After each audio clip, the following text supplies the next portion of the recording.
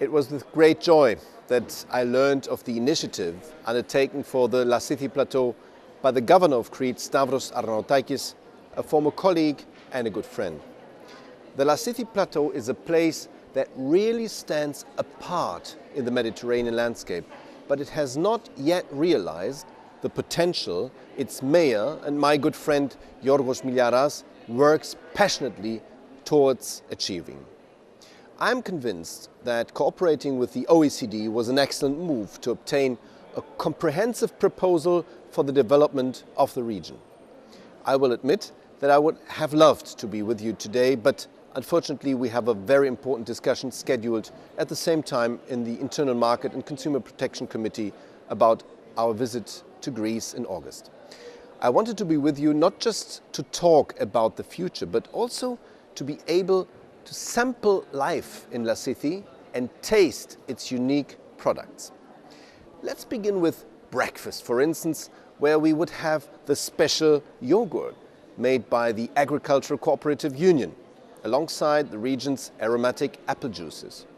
Shortly afterwards, we could try this year's production of olive oil and raki in the morning, with local olives, bread, cabbage, tomatoes and cucumbers, all cultivated in the gardens of the valley.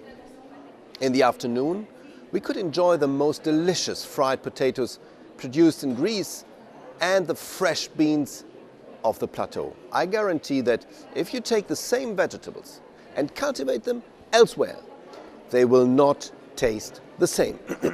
Meanwhile, we would pick a piece of the most delicious Lassithi cheese, full of herbs from the mountain Dikti. We would understand the particular taste of legumes in the Cretan mountains.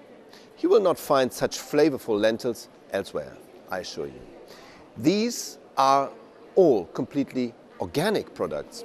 In the afternoon, we would ride on bicycles on the streets of the valley and climb the rough pathways of Dikti, looking up to catch sight on the rare species of vulture that lives in the area. We would smell thyme and cut dittany, the plant of love, which took its name from these mountains.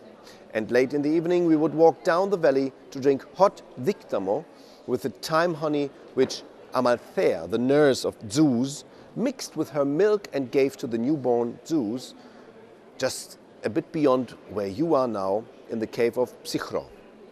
And after living life in the Lassithi Plateau with all our senses, we could begin the discussion of the wealth that is unique in this place in the heart of the Mediterranean area. Let's discuss all the things that are a recipe for the quality of life of the modern European who searches for in his vacation, but also his everyday life. The quality and authenticity that the Lassithi Plateau offers its visitors is the basis of health tourism all over Europe today. In Lassithi, anyone can come to know one of the most basic elements of the Greek culture, ev zin, meaning the good life. And this is something that all of Europe is looking for. If the good life Lassithi provides is combined with some necessary infrastructure, then Crete as a whole could complete her status as a unique location for the health tourism sector. This region faces a great challenge to be able to offer organized and effective services and products that lead to physical well-being. If healthy eating, the natural environment and the way of life in Lassithi are combined with a well-organized delivery of health care, it can be a unique destination not only in Crete but across the European islands. There is much potential, and I assure you that I am in constant contact with the relevant commissioners, asking for their assistance in supporting a complete proposal that will provide an opportunity to develop the tourism sector on a new basis.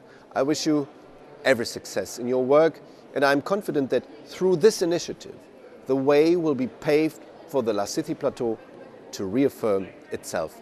All the best.